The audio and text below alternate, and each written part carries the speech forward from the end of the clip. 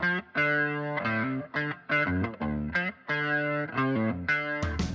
there, I'm Tracy Spears, speaker, author, coach, and founder of Exceptional Leaders Lab. I'm also head cheerleader for anyone wanting to play bigger. I've been on the front row cheering this week's guest on for many years, and I can't wait to introduce you to Risha Grant, international speaker and best-selling author. Risha is hailed as a cultural competency genius and renowned for her storytelling chops, humor, and frank delivery. She has made a career standing on some very big stages, as well as working with executives and their teams, politicians, civic leaders, and academic directors around the world. Her message is teaching radical acceptance through a unique bias-busting process of self-examination and concrete advice on how to behave, lead, and manage businesses more inclusively. Risha Grant, LLC is an award-winning culture coaching, speaking, and training firm. In her role as a speaker and CEO of her multi-million-dollar business, Risha has shifted the hearts and minds of her audiences and clients from around the world, including, listen to this client base, Google, Levi Strauss, Nestle Purina, Xerox, YouTube, Procter & Gamble, Discover Card, Samsung, U.S. Air Force, U.S. Navy, Microsoft, Harvard University, and the list goes on and on. She's been featured in Forbes, Harvard Business Review, HR News, Entrepreneur Magazine, the Financial Times, Glamour Magazine UK, no surprise there, Bloomberg Media, and Black Enterprise, among others. Her latest book, Be Better Than Your BS, How Radical Acceptance Empowers Authenticity and Creates a Workplace Culture of Inclusion, is a Wall Street Journal and USA Today bestseller. She's also been named one of the top 10 most powerful women leaders in HR, one of 40 top women keynote speakers, and made the list of top 100 HR influencers, among others. Oh my gosh, that's quite a resume, my friend. I'm super excited to introduce you to Risha Grant. Risha, welcome to the show. Hey, everybody. Thanks so much for having me. Listen, I've been excited about this conversation. And as I said in the tee-up, I have been on the front row of watching you. And when you think about the title of this as Shift Out Loud, I have watched you make some big shifts. And I want to talk about all those things. But let's start by telling the audience a bit about you. Well, I am from small town, Oklahoma, from Sapulpa. And even though I was the kid that was never going to live in Oklahoma, I've been in Oklahoma my entire life. I think because I get to travel a little bit, it doesn't bother me as much. At some point in my 20s, I decided to start Oklahoma's first and only diversity communication firm. So, I was bold enough and young enough, and maybe stupid enough not to not understand what I was trying to do and how exhausting and heartbreaking and rewarding that it could be. And the other thing about me that is a big deal to me is basketball. It's my first love. It's the thing that I thought I would do with my entire life, play overseas because the WNBA was not around. And then injuries cut that dream short. So I've replaced that love with speaking. So being on stage makes me feel the way I did on the court.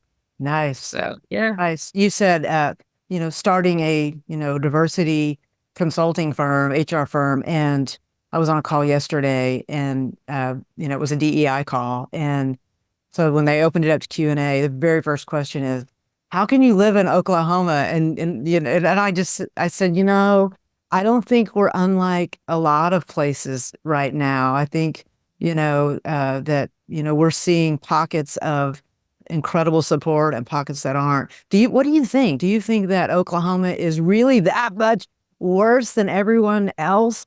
What do you think? I think we were. I think we were. Simply because the bigger cities were so far ahead of us. Even Dallas, Chicago, I remember meeting people in the beginning of my journey that asked the same exact question. Why are you trying to do this in Oklahoma? And I remember saying, because I feel like this is where we need it the most. It's home. Right. I want my family to have better experiences. I want friends and people that I love to have better experiences. But as everybody has grown in this space, yeah, I think we're right on par. It's just Oklahoma's a tough state. I mean, especially when you look at our voting record, and it kind of it's difficult sometimes because it lets me know like you're really living in a place where this seems not to matter, but I know too many great people here that are trying to make it better. That's right. That's what I always say. I say, if you hung out with the people I hang out with, you would not feel that way. So Exactly. yeah. So let's talk about basketball for a minute, because Yes. that's your true love. Yes. Yes, that is it. All right. So how have you felt about the Caitlin Clark effect? Oh. And I know I know this is a bit controversial right now. It's so controversial. Okay. Well, let's argue about it. What do you think? What do you think about just the treatment that she's getting? I mean, do you look at that as another player and go, all part of it, or do you look at Yes, I do. I'm Gen X, right? So, I mean, I'm from the generation where the coach would hit you in the back of the head with the ball. It's like, she'll be all right. A lot of things, first and foremost, with how she's being treated, a lot of things happen on that court that people can't hear, that they can't see. You know, people are talking noise. They're pinching you under your arm. That skin that hurts really bad. When there are so many things happening that somebody just turns around to see you throw an elbow, and they think you're this horrible person, but this other person's been doing all these things. And so I don't know if that's what's happening. I do think she's also getting some of the, you're a rookie, so I'm going to show you. And I think she'd be getting it if she were not Caitlin Clark. Yeah. I mean, Angel Reese is getting it as well. Cameron Brink I thought they broke her nose when I was watching the game. So they're all getting it. But in terms of what's going on racially, I really think Caitlin Clark is getting a bad. I don't think it has anything to do with Caitlin. Like, I think she's answering the questions great. I think that she is handling it very well. This girl is all of 21, I don't know, 22 or something like that. And it's a lot to put on her back. I don't think it has anything to do with her. I think it has to do with what has been going on in our world forever. You have women in the WNBA who are amazing. I mean, have been amazing. They are doing things that Caitlin Clark is doing. Caitlin Clark shooting logo threes is great to watch, but it's not, you can't discount all of the amazing players that have been in this game doing these things, hitting these numbers for all these years. You just, and I think they're upset about that, and rightfully so, but I don't, it's the media. It's not Caitlin. Caitlin Clark's out there playing her game. She's trying to have fun with playing her game. I think that we as the people that are watching it, and then, you have a lot of new people that are watching the sport too, that have no idea of what the sport is really about and what it has been all these years. And so they're just jumping in and saying, oh, Caitlin's being treated badly. Now, did I think Kennedy Carter should have went up and just took her out? No, I typically, because she says, Caitlin was saying all these things, and we know she has a temper as well. Usually you hide the stuff, right? You don't just run out there when the ball's not in play and knock somebody out. But I think she's catching a lot of heat that hasn't nothing to do with her. I mean, I think Asia Wilson said it right. She said, this is a white woman. She's like, it's become about race because this is a white woman entering the sport that they feel is marketable. You give a $28 million Nike deal to a girl who's never stepped foot on a professional court, and you have, people that have been there for years who deserve it as well. And they had not ever had a Black woman with a shoe deal. And so there are things that are happening that we're saying, yes, Caitlin Clark is a straight white girl from Iowa. So she's marketable. Because, you have Stu Bird, you have Diana Taurasi. If you just want to talk white girls, right? Kelsey, we got some girls that can play out there. If we're going to just talk about marketable, but I think because the WNBA, when it started, you may remember, like, the biggest thing about it wasn't basketball, was whether or not the girls were gay or not. Right. Like, why the hell did that matter? But it didn't feel marketable. How were they going to take their kid? Like, I remember reading an article in the New York Times back about first or second year WNBA was starting. Cheryl Swoops came out, and it was just like, I can't take my kids to watch these games. I don't want my kids to be gay. And I remember my heart sinking Like, are you serious? You know, and then here we are, what, almost 20 years later, talking about these same things in a way that is hurting the sport. Because now that we have all of this publicity around the sport, can we just focus on the sport? That's right. You know, but you can't. And I was just saying, you can't get away from the fact that why are these things happening when they should have been happening before? WNBA has been exciting to watch from the beginning. It's not exciting just because, you know, Caitlin started playing. And I love all the rookies. Like, I think they're out there doing their thing. But I think she has a lot of undue pressure that has nothing to do with her. It has to do with how we're living in the world, which I think brings me back to, you know, if we don't fix things when we see them happening, when they don't involve us, and we don't take the time to call out wrong when you see wrong and all those things, what happens is these things happen. And then everybody feels, well, all this is happening at once. No, this has been building up for years. And it's unfortunate that it's clouding the sport, in my opinion. Wow.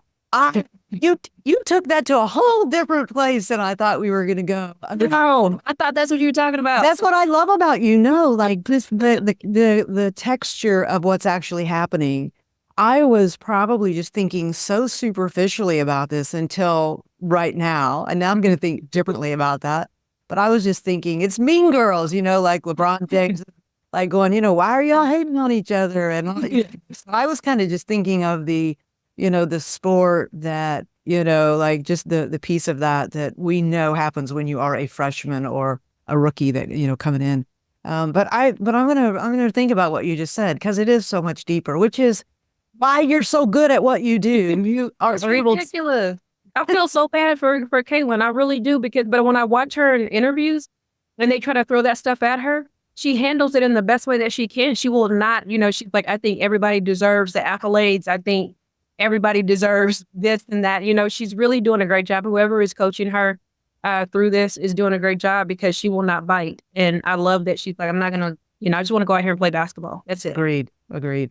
I think for me, and I'm going to sound petty and small-minded, but, you know, it probably won't be the first time. And, you know, like I'm thinking, come on, let's give her some love, because she is getting the light shined on everyone else. She is bringing a bigger audience to us. So I think my appreciation for that has kept me from thinking more deeply about what you're talking about now. So she deserves the love. I do think she, however you feel about it, she is shining a light on it that it has not had before. Right. And so I think that's great. But as far as like, are they giving her a hard time? Some of them may be. Some of them, there may be some jealousy. There may be some pettiness.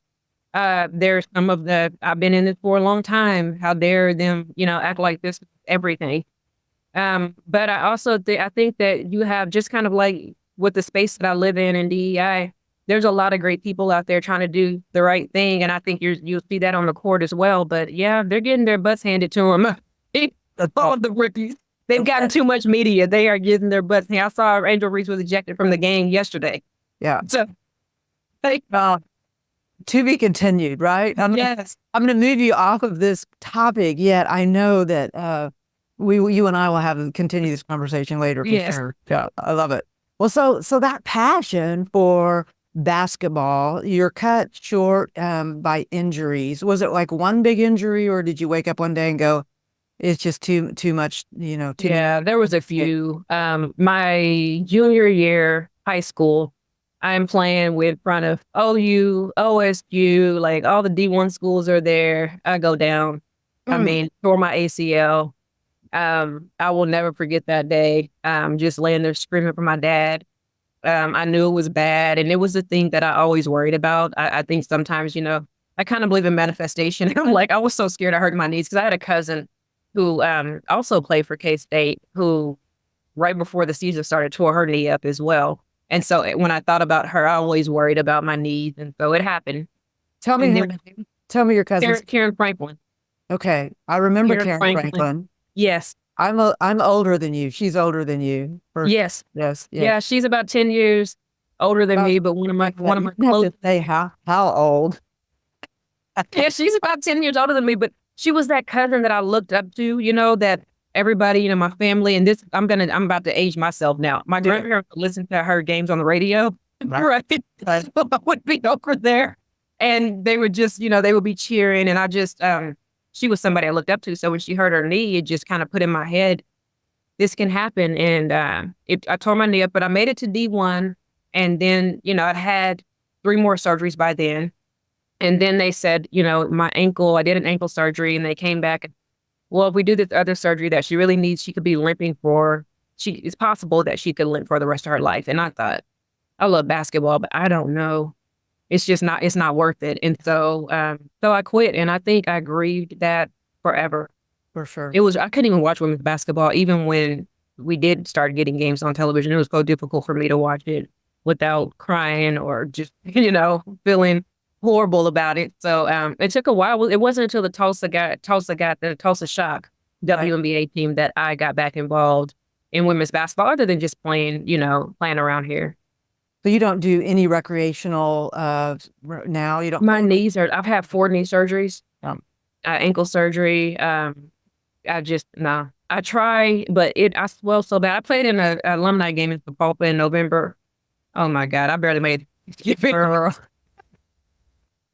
Who was the girl on your team that literally, and I'm going to call it the Caitlin Clark shot now, but like hit it from the hash mark, knocked our team out of the state? What was her name?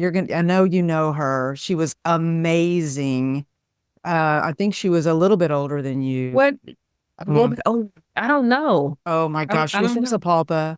I just remember I passed out because we were up and by 1 and literally 3 seconds on the clock, and somebody throws it in. She intercepts it. It was 6-on-6. Of course, you remember how awful that was. And she like intercepts it at the half court line and literally turns around and throws it up. And they ended up state. Well, this was so uninteresting for the audience. But anyway, so I'm going to move on from the basketball again. Well, I think we'll just keep coming back to the basketball thing for sure. What I think, though, about, that kind of competitive spirit and, that desire to win and be involved, that has to translate to Risha Grant LLC, right? So you start this business, and talk a bit about that. Were you a one-man band at that point?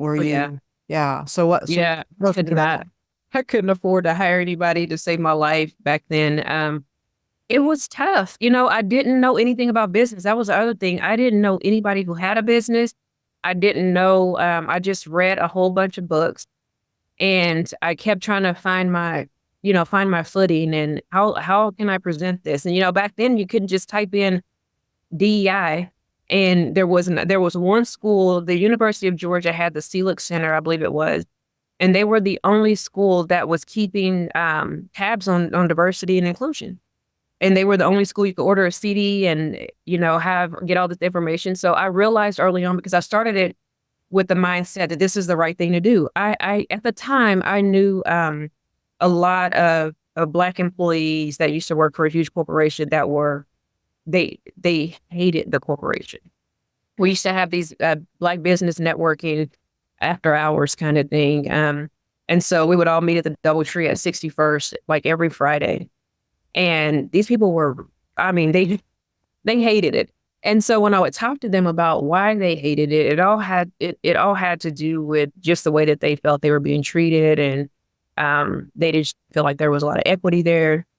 And so I started talking to companies about it, but without anything to make it stick, just it being the right thing to do wasn't enough. And so I realized I had to make a business case for it. And it took me a long time to build that.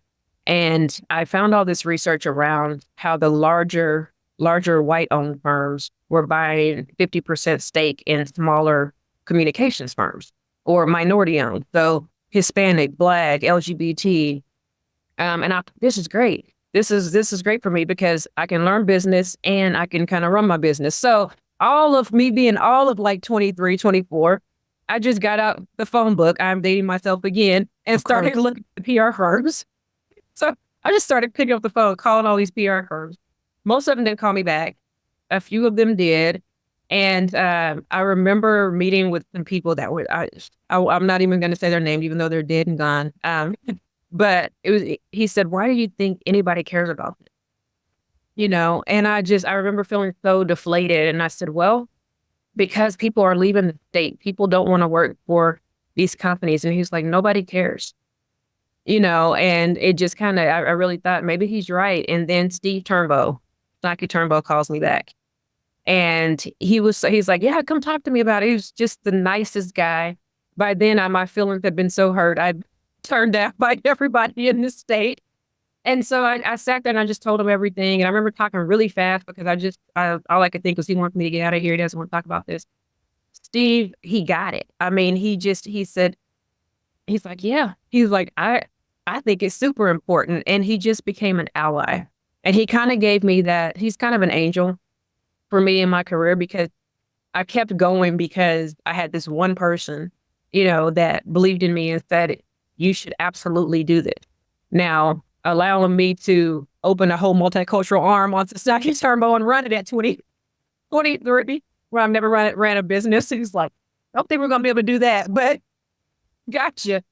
And he did. I mean, every contract that Steve got that he could bring me in on for diversity or minority communities or whatever, I was his person. Wow. And he would say, hey, I've got this much. What can you do with it? I want to bring you in. He made sure I got on the chamber board. He just never forgot that I was there. And Wow.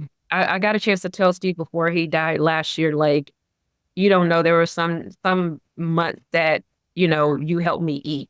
Because he was always there and he was always pushing it. And now here we are, 20 odd years later, and Nike Turnbow has that DEI piece onto the business. And so I just remember starting this firm and, just a few people here and there that even cared to listen to it.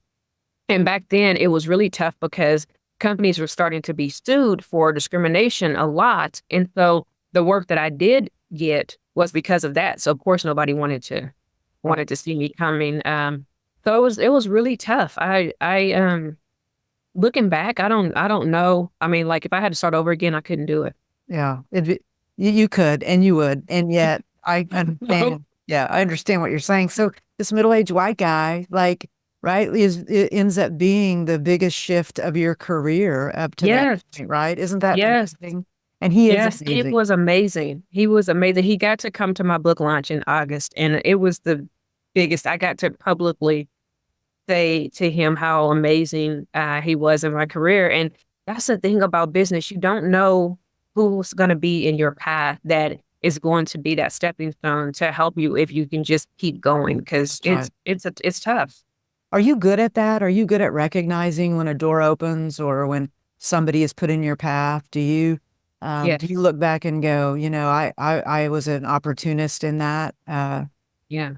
Yes, and I'm trying to pay it forward now that I'm in the space that I am in my career, because there were just many people that you might not think much about them at the time, but when you look back, you realize like this was whatever you believe in, the universe, believe in God, whatever you believe in, it was just kind of, it was led, that person was led to be there for you at the time. I remember meeting with this woman. I had my magazine then, and she, we just went to lunch and we were just talking about our businesses, and she reaches out and gives me this $100 bill. And I was like, what is this for? And she said, because something inside me tells me that you really need it and somebody did it for me at one point in time. And, my pride is just like, lady, there's no way I'm taking this $100 bill from you. And she just left it. She would not. And I never forgot it, because at that time I had these cutoff notices. Right? I want to tell my mom, because she's going to tell me, hey, okay, I support this, but you might need to shut up. Like it was, and I mean, that $100 was like $1,000 to me. Of course. And so those little things, like I pay it forward. Nice. There's not a person that does not contact me on LinkedIn or see on the street that I don't try to meet with if they ask me for a meeting. I can tell you everything everything I know. None of it's a secret. Yeah. Nice. Listen, I share that with you. I do think, I don't believe in coincidences. I always think there's something that, if somebody crosses my path, I'm pretty sure, okay, that was, I need to pay attention. I need, right. And when I think about just moving about the world like that, what I love about it, and I'll ask you the same question, what I love about it is that it keeps me curious and excited, and I never feel, bored, or I never feel like hopeless, right? Because that person you met with, and I share this with you, like I can think like people that I met one time, but they said something and it shifted me. And when we were trying to think of the name of this podcast, this is kind of the stories we were sitting around in the think group, and Kelly's the one that came up with it. But that's what we were thinking. Like, what were those shift out loud moments that you moved about the world differently? So you've given us a couple. What are some other ones that come to mind for you that you met somebody, or you made a decision, or something happened that made you play bigger? I think my family, I have the most supportive family. Like now my dad never understands what I'm doing, but he supports. He saw, so and so said they saw you on the news. I told him I don't know what you're doing, but daddy's proud. That's right. I love that. Can I tell you a dad story? Just a story. It's been a long time ago. My dad is exactly the same. He calls me usually a day or two before my actual birthday to wish me happy birthday, which is fine. It doesn't matter. But one time, I was going to go to New York just, as a tourist. And so I, told him, I go, listen, look for me on TV. I'm going to be on the Today Show, meaning I'm going to get up at 5 o'clock and hold a sign and hope that somebody, Al Roker or somebody comes by. And without skipping a beat, he goes, oh, what are they interviewing you about? And it was like the greatest compliment ever, right? Yeah. Like, he was like, of course you're on the Today Show. I was like, dads can in a lot of ways be supportive. So anyway, that's your dad. Sorry about that. No, I love it because he has no idea. He gets it now because speaking is pretty straightforward. But And you're a he big tells deal. he Does he tells my know you're- sister, and Does he know? Wait a minute. Does he know you're a big deal? I don't know. He told me my dad is so funny. He said, he said I was thinking about what you're talking about with bias. He said, and I think you and your sister are biased against. He's weaponizing your stuff.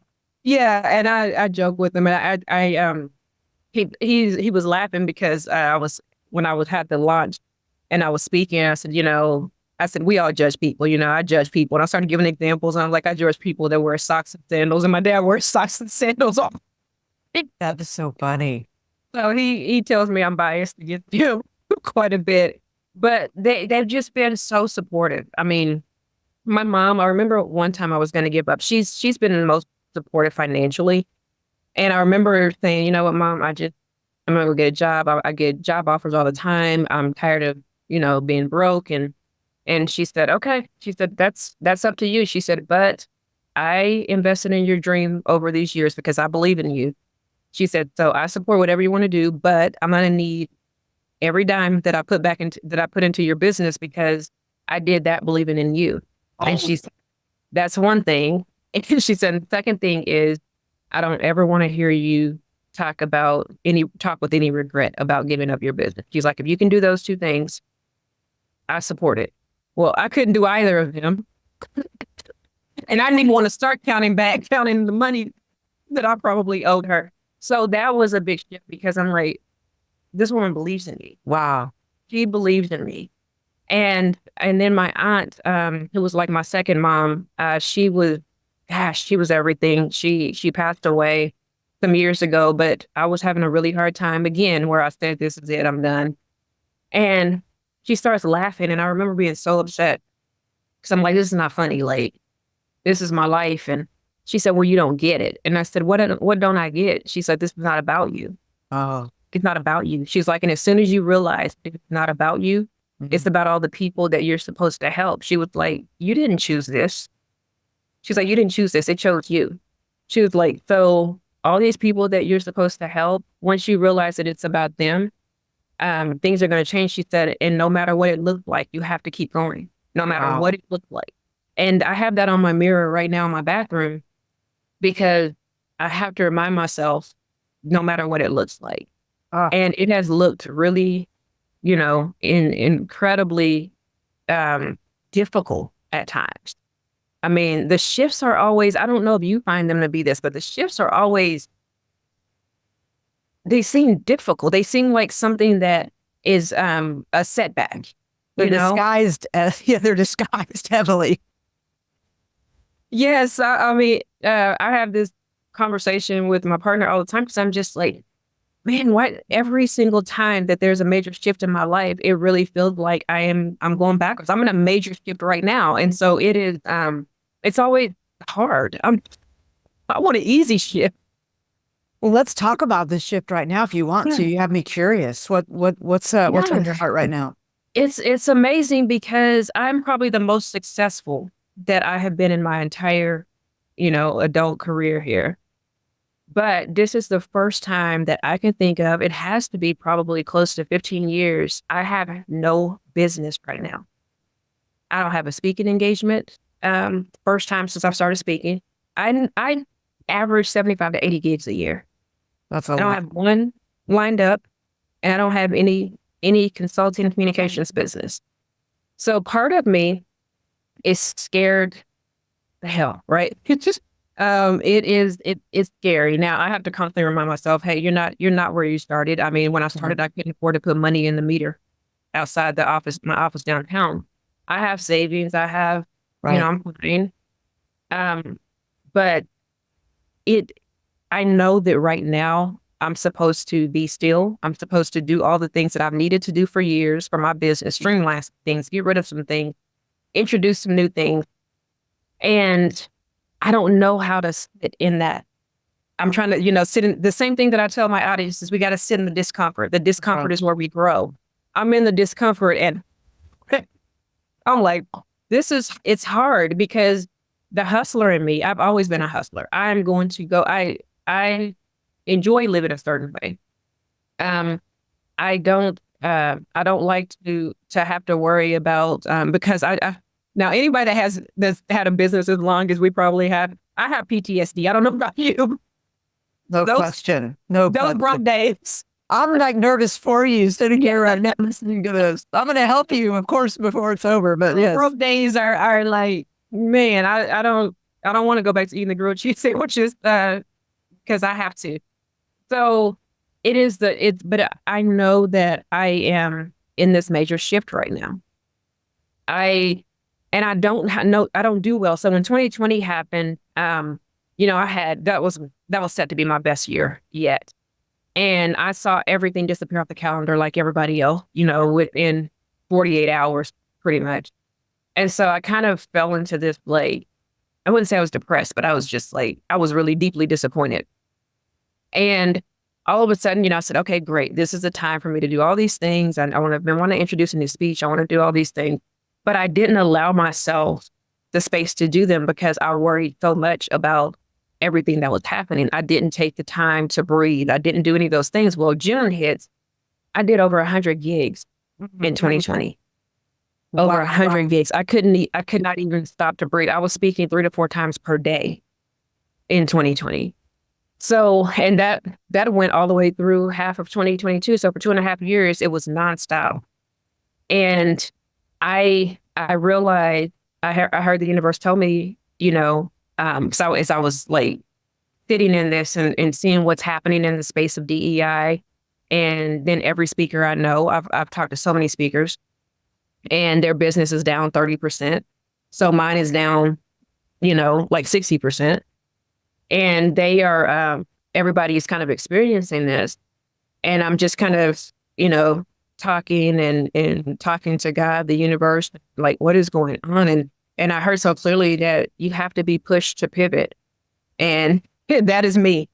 It's a huge shift because right now, like I said, the hustler in me is like, go get it. Like that's what I know to do. That's what basketball taught me. That's what business has taught me. Everybody that I know is successful are hustlers.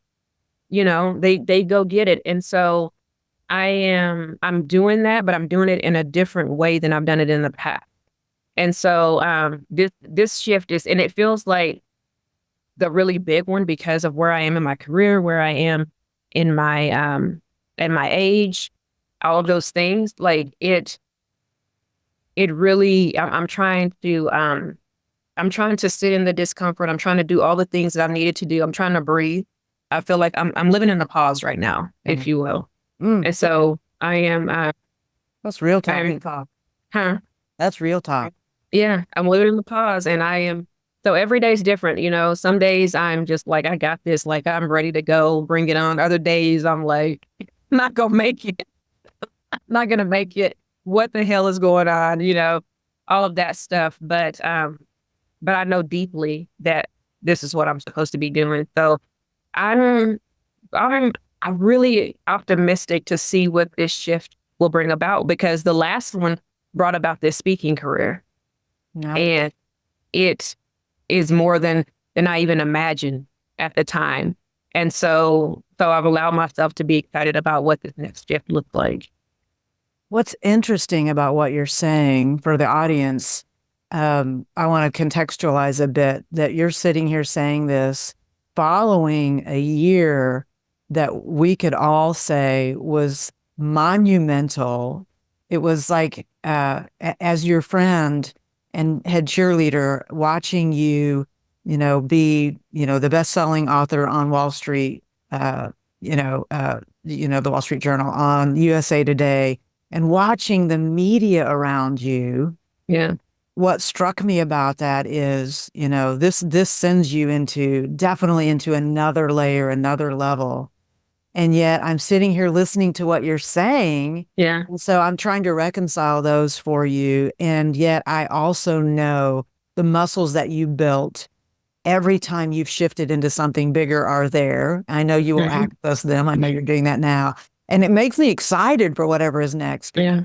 Like I remember one time somebody showed me the visual, and I know this is audio, and I'm going to use my finger to show you, but like, when you hit the highest peak and then you go down to the valley is still higher than the last peak that you had. Yes. That's what I know. And you know that. Yes. You're in a little bit of a valley, but it's still better than anything you've ever done before. Yes. And anxious for the next peak for you. So. Right. And you can't, it's difficult. I mean, because it depends on where you are in your career. I feel like some people, it's difficult for me to talk about it because it's so out of the realm, right? It's kind of like, well, my business is still, it's still down here. And I had, do you know Colleen Payne, neighbor? She used to live here. She lives in Dallas now, but she has MCI diagnostic. Okay. Won every award in Oklahoma you can win. I think she's about to be inducted into the Oklahoma Hall of Fame for her business and stuff. But she's one of my mentors. And I remember her telling me one time, I was in there, we were talking about business and I was complaining that she's like, at that point, I don't know, was doing 50 million. I don't know, something crazy. And so she told me, she said, the same hustle you had for that first 5,000, you're going to have for that first 50,000. You're going to have for that 50 million. She said, the hustle does not change. That's right. And I remember thinking, do I really would? Like, what do you mean it doesn't change? The stakes are bigger. Yeah. Yes. And so it's like, there are levels to it. So to your point, yeah, that's what I was just saying that yesterday. It's like, I couldn't be more successful. I like where I am at my level of success. I've hit every goal that I've gone after. I've done all the things that I've written down. It was such a blessing, like to hit number 2 on Wall Street Journal, USA Today. We hit number 15. We hit number 1 on Amazon. We did all this stuff. And so I feel like those actresses that win an Oscar and then they don't get a movie. That's right. That's right. But I think you're making a really interesting point, and I don't want the audience to lose it, nor you. And it's this. Well, I think it happens when you do have a level of success that I'm not going to say you were surprised by it. I was not surprised by it. But yet once you do check all of the things off the list and it's bigger than you've ever thought it could be, when you don't take the time to go back to the drawing board and reimagine what you want the future to be and what you want to manifest. I think that's why this happens to people. I think they go, wow, they're untethered in some way. And so the work of thinking bigger, right? Like, I think that has to be a piece of this. So I'm going to ask a question in that. So I'm going to put a pin in that and come back to it. But what are you doing now to think bigger, to, for the audience listening, let's say that they're in the same situation, probably not, a couple of best-selling books and all the things, but they are thinking, I don't know what's next. And, what does it look like for Risha Grant to take care of you in this idle space? And I'm using the term idle lightly, but Yeah. what advice do you give somebody in the same space? The advice I've always heard is you keep going. Like right now, what I'm doing every day is I'm looking at every part of my business. What do I want to keep? What do I need to get rid of? What do I need to do? And I remember having this conversation with someone where it was, what do you want to be known for? And maybe you could do this, maybe you can do that. And no, wait. I said, I have 2 books. I have a 3 or 4 speeches that I do. I have a a whole curriculum for coaching. I have an online course. Well, I'm not doing anything with the most of the products that I have except for speaking. That's it. And so for any business owner, I don't believe that you just need that one pot that you're pulling from, because things happen. You're gonna have a down year. There's no That's right. no way around that. You are going to have a down year. And when I look at the trajectory the past 8 years, it's time for my down year. Yeah. You don't expect it to be down as far as it is. And there are other factors and what's going on with DEI in the world. But I'm looking at every part of my business. I'm dissecting it. I'm getting rid of things. I'm changing things. I'm doing the website refresh. I'm introducing the new speech based on the new book. And then I realized, like, I don't want to create anything else. I want to take the things that I have and actually put them together in a way that is packaged. Like I don't do a great job of marketing to the degree that I'm just out there for markets who or out there in a way that people that don't know me are seeing me.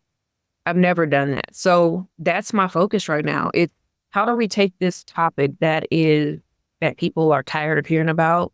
It evokes, some negativity in a lot of folks. People are scared of it. They fear it. I have researched over 100,000 people. Number one issue with DEI is people fear it.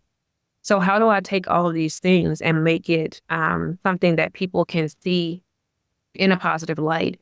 And so I am really like digging into marketing and figuring out how do I take this topic and make it a lifestyle, really. Like I want people to see it as a lifestyle and not this one-time thing that is triggered by something negative. But and basically, as I'm talking about how do we see our biases as a lifestyle, what I'm saying is how do we see kindness? How do we see being self-aware of how we show up to others and all of those things? How do we make that a lifestyle? And then how do we market that? So I feel like it's opening up the creativity, like the stuff you don't have time to do, because you're just going. I'm really I'm able to do that. Just so I have to tell you. So these words that I've been playing with all year is effortless flow. Okay. Like I have hustled, I have done the thing. I've been at this 25 plus years, and it's been a complete and total grind. And so at this stage in my life, I'm like, you know what? I'm doing effortless flow. Well, when I'm having a bad day, effortless flow. We got to get this hustle and grind and go. Like with effortless flow, you got go get it. Well, yeah, what's that really calling in? I got to think about that. What is that really calling in? Yeah, for sure. It's tough because most business people that build something, we don't know how to do effortless flow. We don't know how to we know how to go out there and make it happen. That's right. And so that's what I'm not doing is playing. And like I've done all the work. I have done all the work. I have put it in. I could keep creating products, but it's like, let's take what you have. Let's figure out how we do it and how we do it differently than what other people may be doing it. So that's my focus. That's where I am right now. So I try to spend each day in a very intentional, very intentional. I get up, I'm like, okay, there's 2 hours I'm just going to spend on this thing without interruption. Turn the phone off, turn off the notification, turn off all the things and zero in on it. Because I think doing all those things are gonna put me where I want to be. until I ride this thing out. Man, no question. I think, picturing you sitting for 2 hours, just thinking, a lot of times people don't take time to think. You haven't had time to think. And for the audience that might not know this, I mean, you have stood on some very big stages, bigger stages than I've ever stood on. And, with very big audiences. I don't know all of the accolades for your speaking off the top of my head. You could inform us, but I'll say to the audience, like one of the top rated speakers in the world, let's just be honest. And a lot of your messaging around, inclusion, and I do want you to pitch your books before we hang up here in a minute, but, just the message that you've been sending. So with all of the DEI, attention's the wrong word, but, the reduction in in valuing the DEI. So like for you, that's what has created this. It's not that you haven't been doing the hustle and all that. Just the political climate, the environment has changed. You and I both know a lot of incredibly successful people that are in this same kind of glut, if you will, the idea of, you having to recreate yourself. But you said something that I really love. You're going to end up, and I know this, you're going to end up repackaging this message in a way that's going to be bigger and better, because it's not going to be just specifically around the DEI space. It's going to be about being a human. And that's what I love about what you just said, like the kindness piece and all that. So I just got very excited for you, my friend, because I think that message is going to relate to audiences in a much bigger way. So yes, like how do I trick people into not thinking about DEI, but just thinking about the humanity of it? Right. That's right. DEI is being used as fear, as a fear tactic in the political landscape that we're in right now. And it's kind of, so I started out this, when everything started turning, I kind of started out with, and because I've been saying forever, like, I want to create a speech that's not just DEI focused, right? I want it to be DEI infused. That's kind of my new thing, DEI fused, not DEI focused, because the DEI focused, I never thought that DEI should have just been done in a silo, right? And I think that's what most companies are doing. They're like, here's the DEI plan, and this is what we're doing, and they're not involving the people that it's affecting. And I come in, get everybody hyped up, and then you don't see me. That's right. Again, maybe until next year. And so that's one of the issues with it, is it needs to be a part of who you are and a part of how you do business, not its own initiative over here for the people that care about it. But we've got to thread it in. And so I found myself kind of moving away from DEI. And I struggled so bad with it. And I want to tell you, I was in tears, because I was just like, well, I always wanted to have, because I get bored. I get bored. And so I thought, let me do this other thing. And I'm still doing that. But I realized I was running from DEI because it was getting hard. And again, with my thoughts and my connection to the universe, it was just like, again, and really, I think it was my aunt coming back to me just saying, I already told you, this is not about you. That's right. And so if you run from it, you did not choose this. You cannot run from this. You've been doing this since you were a kid, and so you've been trying to get the word out. You've been trying to educate people since you were in high school. So this is not something that you technically chose to do. And then I started thinking about how tired people had to be during the civil rights movement. How tired was Martin Luther King? How tired was Harriet Tubman? I can't imagine that she just, as a little girl, said, you know what, I want to walk from the south to the north until I'm 80 years old. Like, you didn't want to do that. And so it was like, you're kind of punking out here. You're punking out. Like, these people were tired. You're not even getting hit upside your head with a brick, right?